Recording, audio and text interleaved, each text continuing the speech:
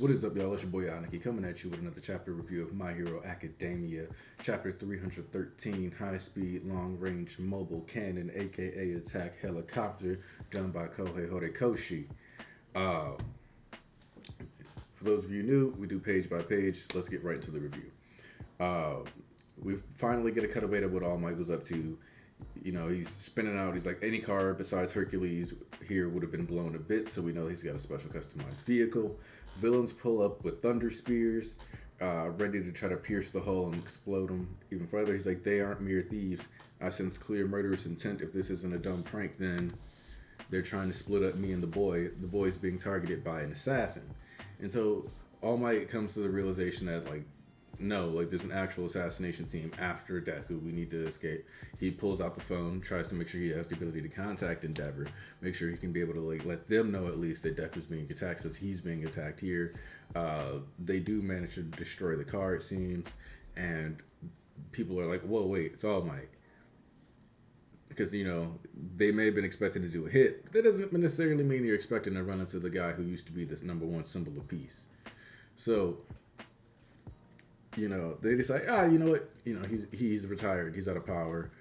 And then All Might has this, like, stain moment where he, like, emphasizes, like, I'm the symbol of, the day, like, you try to kill Deku, I gotta die first. I gotta die before you get to kill Deku. And he's like, even with all my mistakes, we finally see All Might kind of acknowledging that he didn't actually handle things the best with Deku. And furthermore, he didn't even understand the full burden he was placing upon this child, and he's coming to the realization and dealing with the guilt of having put this 16-year-old child in such a dangerous predicament. And so, well, yes, Deku was one of the few people on the planet left that could actually inherit One for All. Now that he's in this position, he's a child dealing with very, very adult issues. And so that guilt he feels is just one that makes a lot of sense, and one that has a lot of merit to it due to the fact that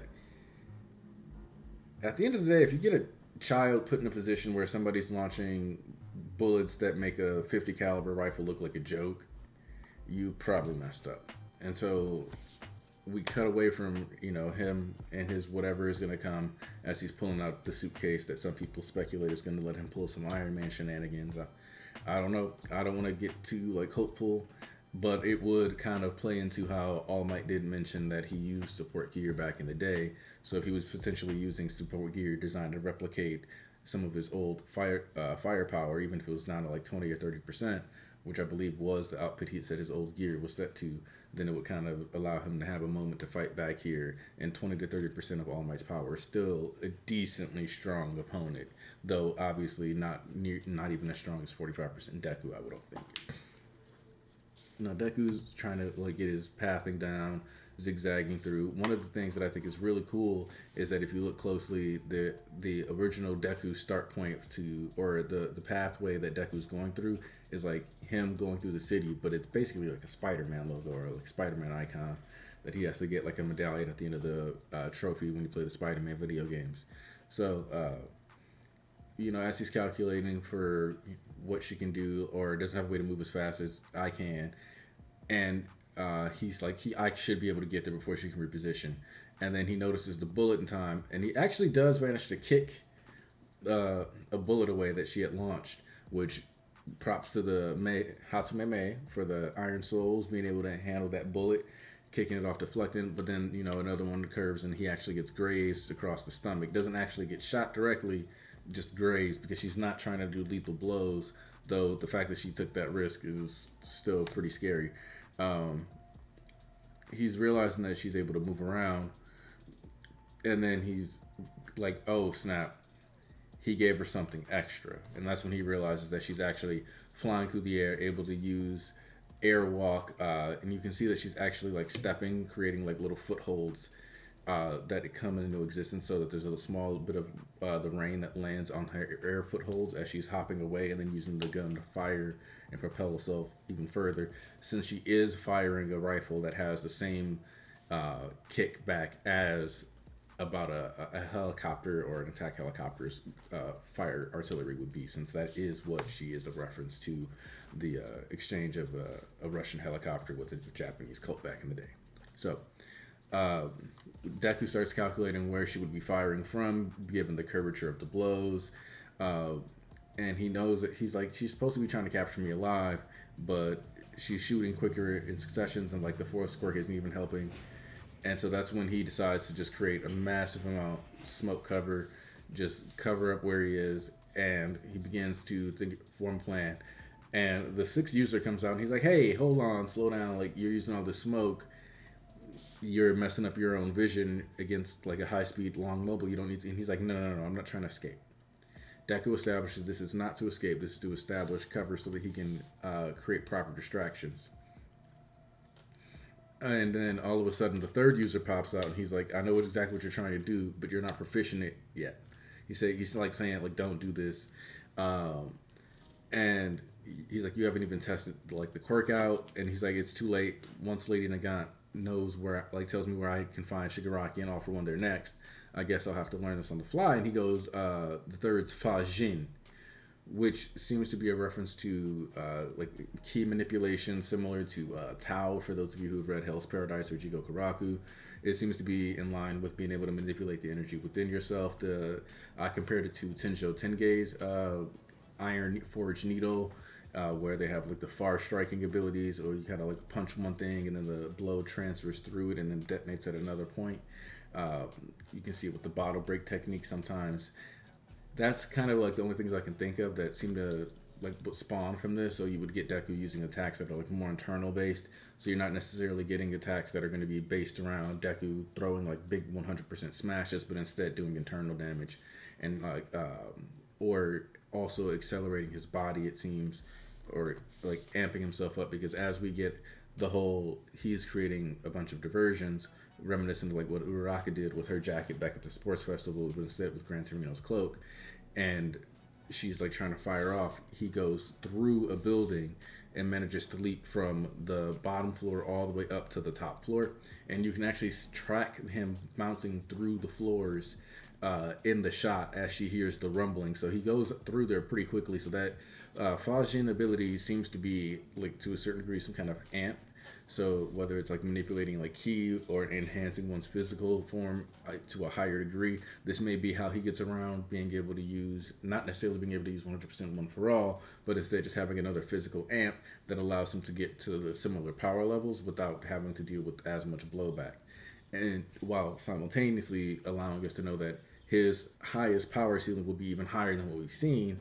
So he has to balance it off that way anyway, and make sure he's actually trained up to a certain degree before we finally see him be that peak form. So as he's learning how to use these abilities on the fly, we should see him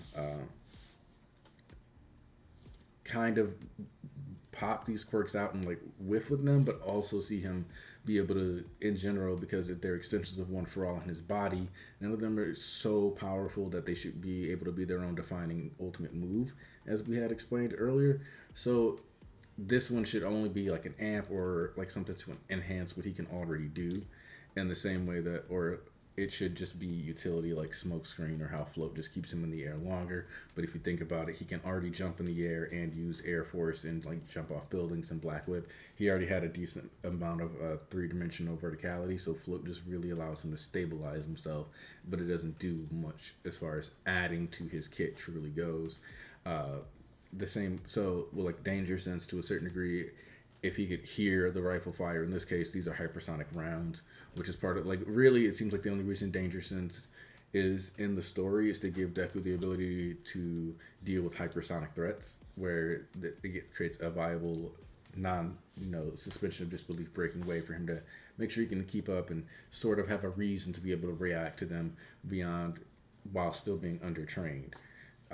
So most of these are to just like bridge gaps, either experience or to offset, just give him small utility without him having to actually have like little gadgets for it, like the smoke bomb and like the Black Whip, instead of him having like grappling hooks and stuff like that.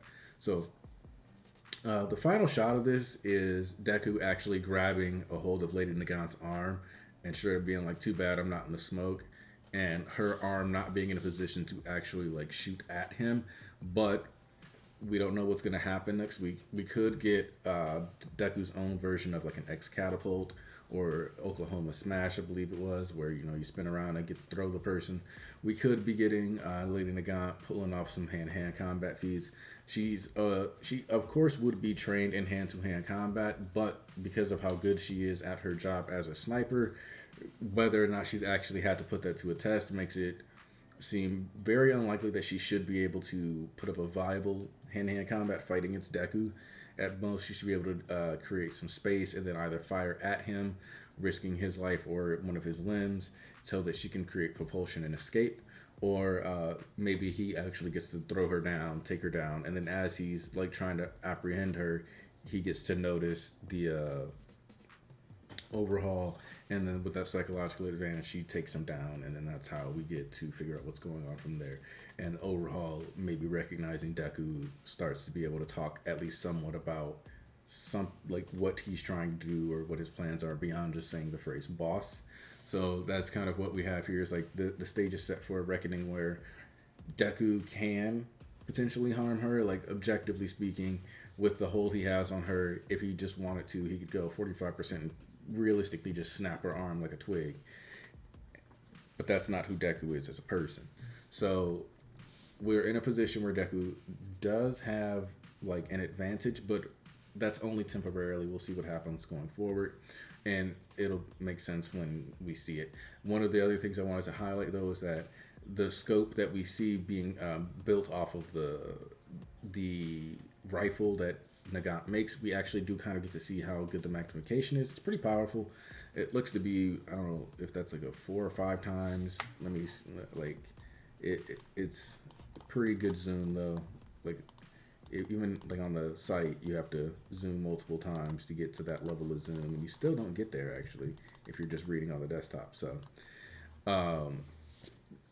really good features, just extra detail work. Horikoshi also factoring in, you know, the movement of Deku's hips when he goes to block the bullets, the angling of the rifle as she's moving through and accelerating, just kind of showing us that what he's been waiting for with this series is to get Deku to a point where he's properly trained, and then that gives him the flashier fights. That's when he gets to do things, when he's going against opponents that are a higher caliber, when he's going against Muscular at the you know, Forest Training Camp arc. It's like, oh, this is a fight about just people like punching each other or largely like trying to do like high levels of damage, but not really doing a lot of actual strategizing. And that kind of just comes down to that's who Muscular was, and Deku isn't that well trained. When Deku fought Muscular as a person with a year of experience and with multiple quirks at his disposal, he fought him in a far more strategic way, using his own weight against him, looking at to see him burn himself out, looking at keeping track of the damage that he had already had applied to him. And sure enough, he notices like the muscle fibers ripping, and you know that's how he kind of handles that conflict. So we're kind of seeing like the fruition of Deku using all the power that he can, you know, going plus ultra in his own ways, which I think is the main usage of the Fa Jin, is to amp him up so that he can go a little harder without necessarily tapping into higher percentages of one for all. Let me know what you guys think about this chapter, though. I enjoyed it. I like where the story is going right now. I'm looking forward to seeing how this conflict is going to finish. But yeah, let me know what you guys think. Leave a comment down below. Like, share, subscribe if you enjoyed. We do these breakdown discussions every week. You can always follow up on the Church of MHA, and I drop solo videos occasionally. You guys all have a wonderful day. I'll you out.